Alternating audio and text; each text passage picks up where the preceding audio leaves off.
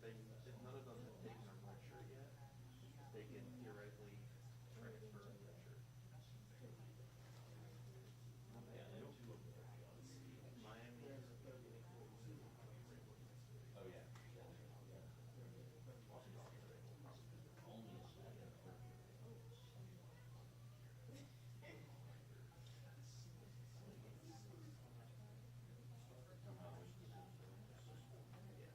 At least they. Um, I mean, I can see it being a 3-factor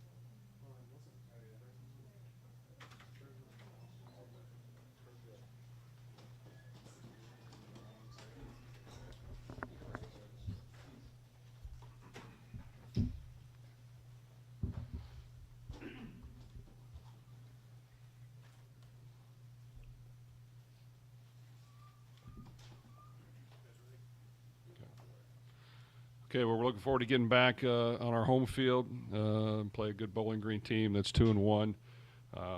For us, it's about improving on our last game and correcting some mistakes and getting a few guys a little healthy and fresh and ready to go and trying to come out and have our best performance. So, we need to, really hone in on that, which I think we have to a certain degree, and, fix the things that hurt us the past game. So I think, preparing for what Bowling Green does. They're, like I said, they're 2-1. Last year they lost to two Power 5 teams by less than a touchdown in Penn State and Texas A&M. They play good football. They're sound. They do a good job on defense. They don't give up the big play. On offense, they're going to run the ball, control the clock, hit you with a little play action, and not turn the ball over. So that's kind of the recipe, is getting turnovers and not giving up big plays and trying to protect the ball, run the ball, and hit a few shots off of it. So they'll definitely be prepared and ready to go for us. And just like the last team, I'm sure there'll be some unexpected things that on either side they can do, which bit us in the rear end a little bit this past game. So we're not only preparing for them, but preparing for a little bit of the unexpected and making sure we have answers for anything that we can't see or that comes about. And that's the goal. But just playing our best football is going to be important for this Saturday. Jeff, what is Stanquan Clark's prognosis now that you've had, some time to I guess, get results back for that, and what's his, recovery timetable looking like? Unfortunately, Stanquan had lower leg surgery. More than likely out for the year. Could he come back late in the process? Possibly.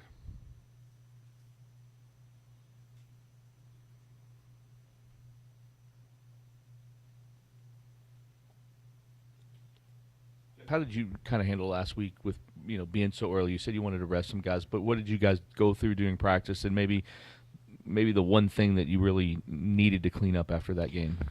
Well, I think getting guys fresh and ready to go is important. There are a few guys that are nicked up that this has been beneficial, so hopefully that pays off.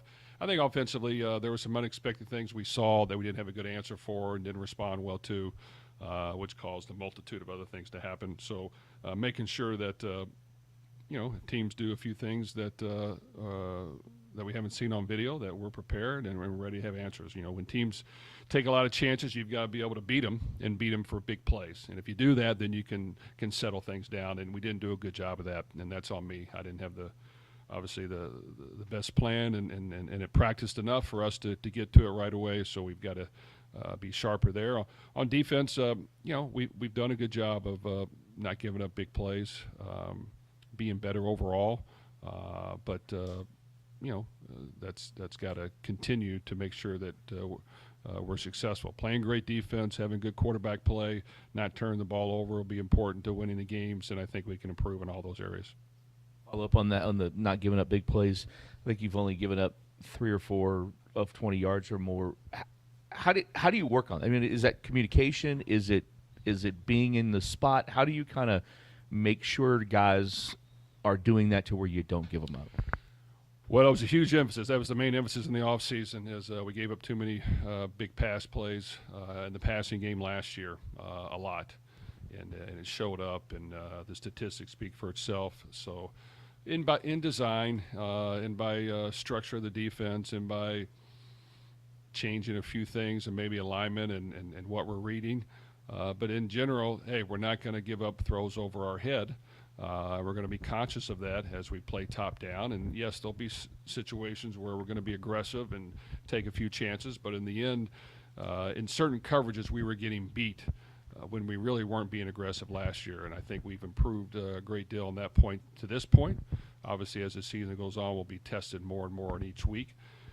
And we'll have to come through and be consistent with that. I guess it's me. Okay. It's kind of weird. You just slam on the brakes after 2 games, at least from a game standpoint. What was your weekend like? How much football did you watch? Did you have any impressions of any football you might have watched? Well, I like you guys. I like to watch some football and enjoy good competition and good games. So, we're going to focus on the mistakes we've made and how to get better, make sure it doesn't happen, be more efficient and playing the game ourselves. And that happens, get a few guys healthy.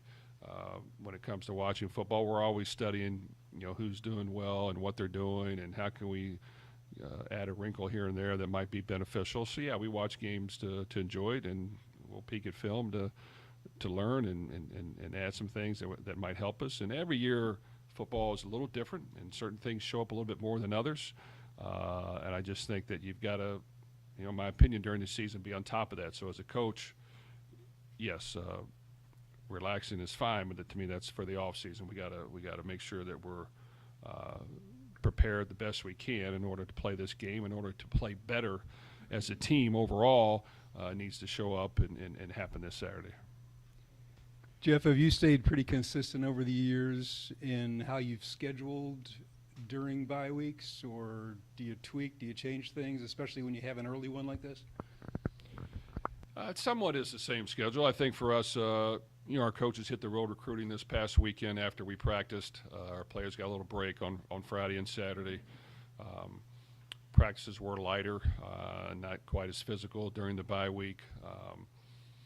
Certain things were worked on to a great degree and concentrated on that has given us problems, or that we haven't done as well on.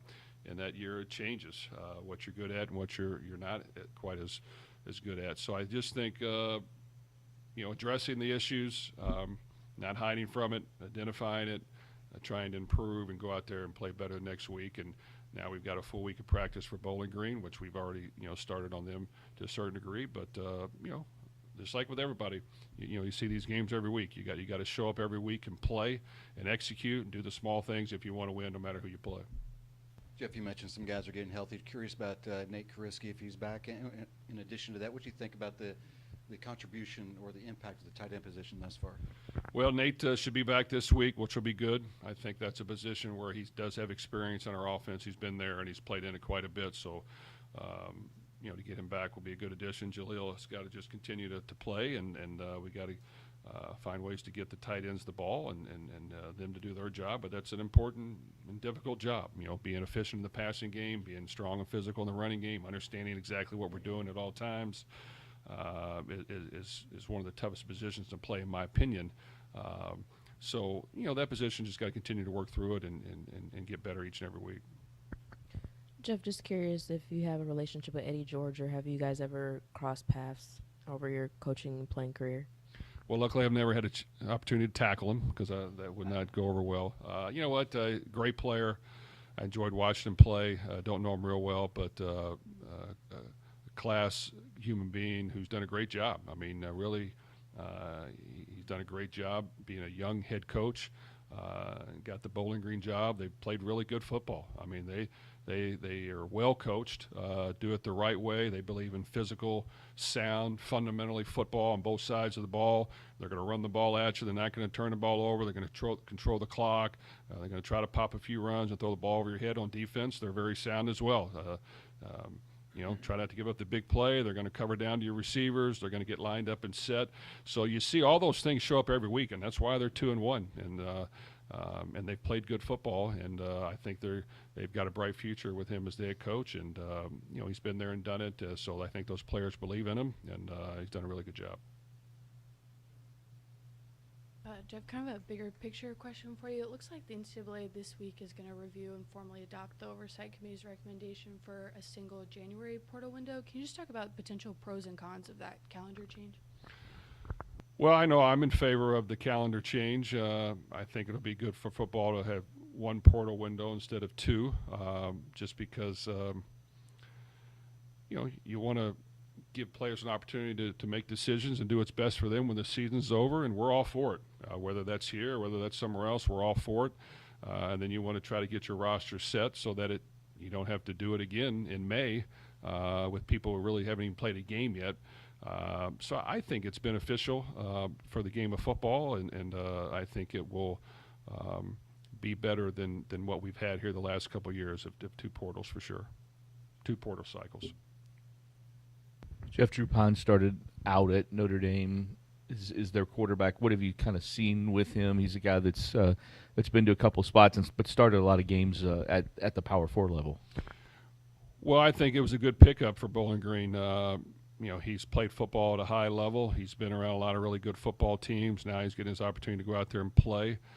He's playing in a system where he's got other players around them where they're going to rely on them as well. The running game, the tight end play, pounding the football, play action off of it, moving the pocket slightly. So I think he's done a really good job of running that offense. I think he's in a good spot where they're going to not only play to his strengths, but play to the team strengths and not put too much pressure on the quarterback to drop back and pass every play. So I think to this point he's done a really good job, and I think he's a really good player.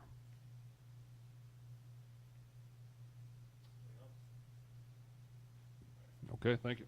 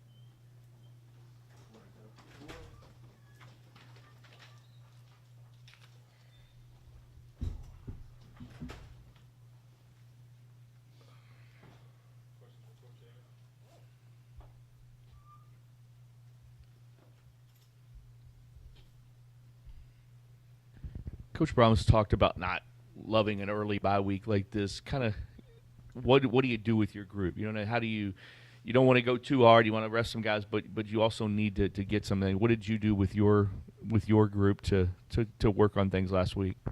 Really, just try to just focus on a lot of little things. You know, again, you don't want to overdo it in a bye week. You want to try to stay in your rhythm and your routine as much as you can. So we certainly practiced. We just went out in helmets, but we just tried to have a lot of attention to detail.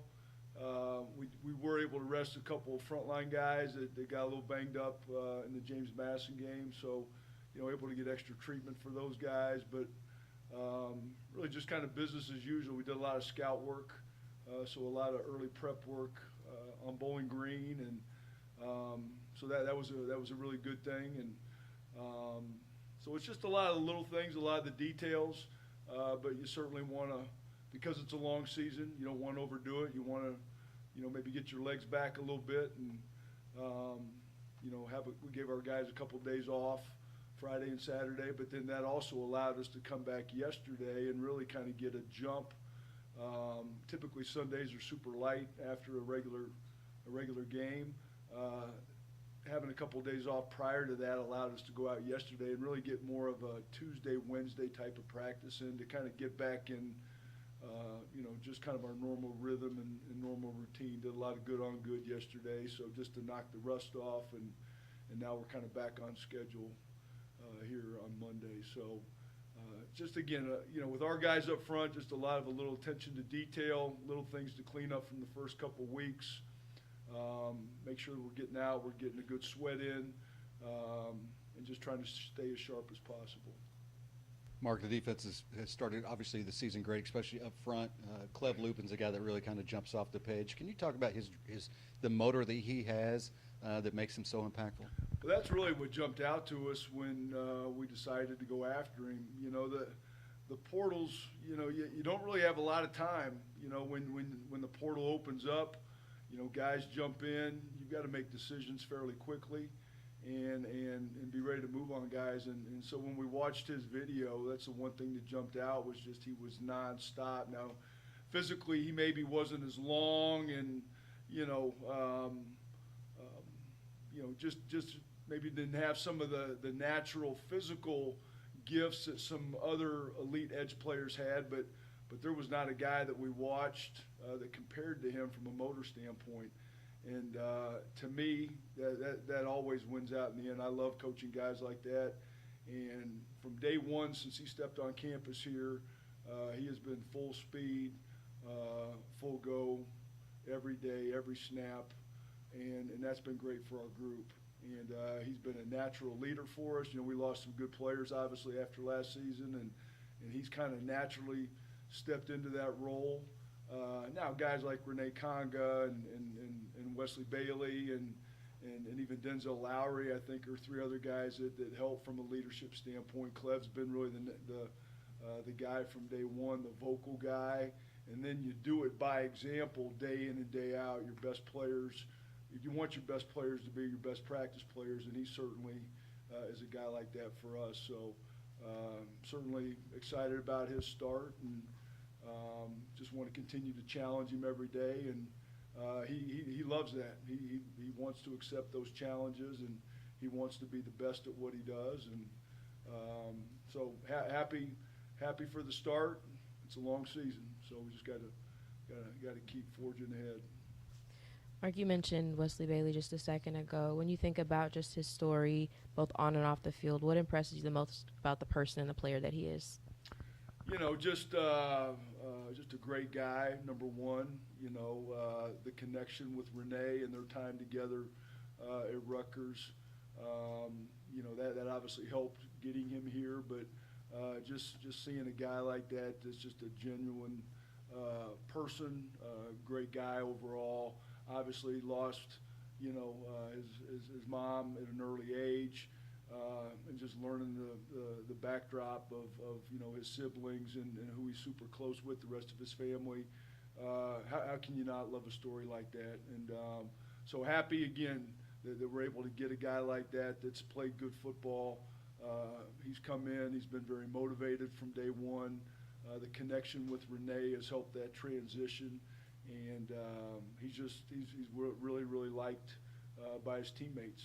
I really like our group, to be honest with you. I think from top to bottom, obviously you've got to have older guys, the Gerards and the Congas and AJ Greens that were coming back. It was good to have that foundation, but to be able to add, the Clev Lubins, the Wesley Baileys, the Denzel Lowrys, Jerry Lawsons, guys like that come in and give you some impact at some other positions. And they all like each other. They're all willing to work hard, push each other, hold each other accountable. I think that's a big thing too. Not let anybody kind of drift off and do their own thing. It's been a fun group to coach. Mark, looking back in the preseason, you talked about Jordan and Renee being key pieces and guys in the middle. Looking back to last year, did you realize? I guess maybe did they play this well at times last year? There were just so many guys that were in the mix last year, but they seem to have taken it to another level. Both of those guys. Jordan. We knew Jordan had it in him, but he was coming off of the shoulder surgery from the previous spring. So Jordan was a little bit more of an unknown. Renee, we felt like what we saw at Rutgers. Again, you saw it in bits and pieces. He had some injuries that kind of slowed his development a little bit, but loved his length and his athleticism and knew what was there and got really excited about him early in the season because I thought he was really making strides early, and then I think it was after the Notre Dame game that next week, he got leg whipped in practice and got a really pretty severe bone bruise, so he was down for about really 4 or 5 weeks, maybe 6 weeks before he really came back, and I thought he was kind of back in rhythm late in the season, starting with the Stanford game. So Jordan, once Jordan came back, Notre Dame game of last year, he showed spurts of it, and I think my biggest thing with Jordan right now is just consistency. We've seen more consistent play out of Renee. I think the challenge for Jordan is just doing it week in and week out, and we've had those very, direct conversations, and he knows that he needs to eliminate, the dips that he's had before. But when those guys are both on their A game, they're hard to handle. So, and then you add to that Denzel and Jerry who have come in, and now Selah's coming back off of his calf, and then we added Jay Sean Kaufman from Central Michigan. I think that gives us, a good nucleus of 6 guys inside that we can go with. But obviously Renee and Jordan set the tempo and make it all happen for us in that first group. You mentioned still early, only 2 games, but it does seem like this group has meshed very well in terms of just having that chemistry. I guess what have you seen in terms of just the camaraderie, and how has that translated into some of those bigger plays? Yeah, I think these guys realize that we've got talent in the room, and they all want to be out there. They all want to be making plays, and I think they push each other and challenge each other on a daily basis. And again, as a coach, that's what you love. It can't always come from the coaches. Those guys, they've got to be vocal. They've got to communicate when they're on the field, and so I think they've developed a pretty good bond so far. Again, the thing that I need to continue to do with them is challenge them on a daily basis on the details, because again, the details matter. And we're happy to be 2-0, but we also understand that the toughest part of our schedule is in front of us.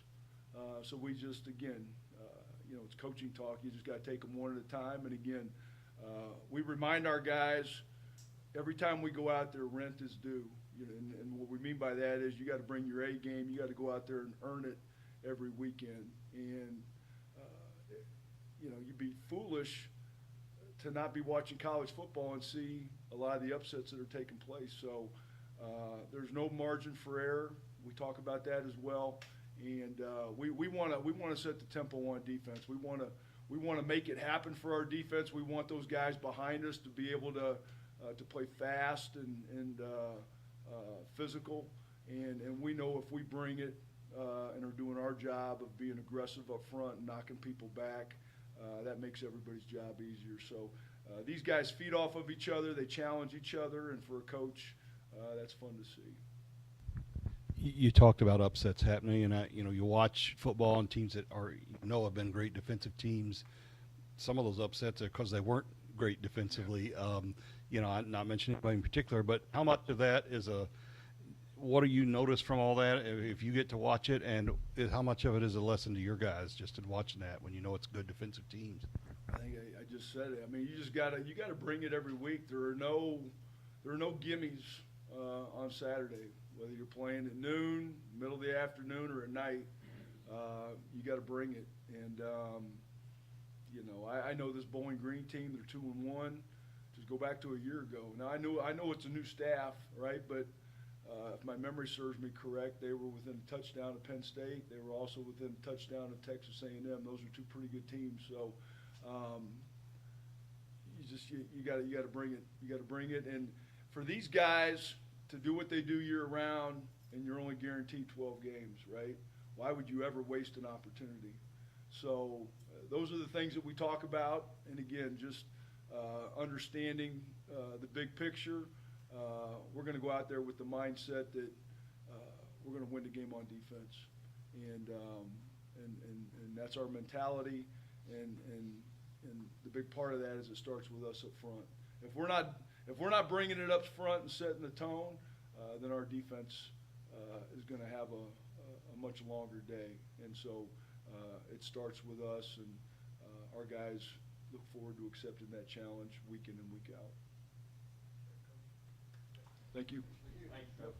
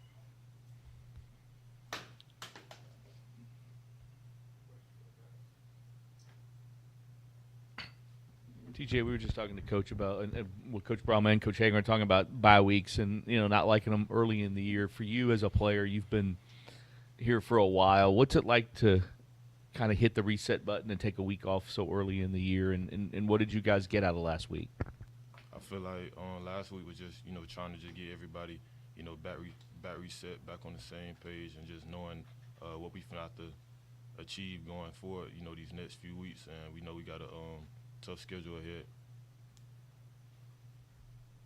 I guess, losing Stan Kwan for, Coach said, maybe the whole year. I mean, obviously, TJ, you played next to him for a while now. I mean, what does that just kind of do for you guys, and how do you maybe help out, guys like Caleb who are going to have to replace him?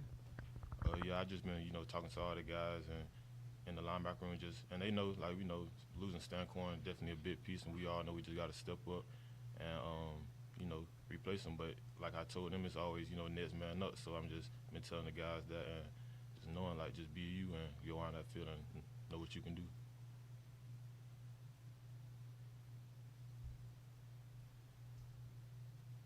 Justin, for both of you, but I'll start with Justin. The play of the defense has been pretty dominant through 2 games. How do you carry that as you continue to move forward through the season, to keep that edge, to keep that drive that you guys have? Yeah, I would honestly say just doing the little things right, focusing on your keys as a defense on all 3 levels, from the D-line, linebackers to defensive backs, staying consistent in preparation, and just getting the job done day by day. Yeah, I just say as far as the defense, we just know that we got to come to play every week, and we did that the first 2 weeks, and just keeping that momentum going and just keep preparing the same for every game and just not letting our heads get too high.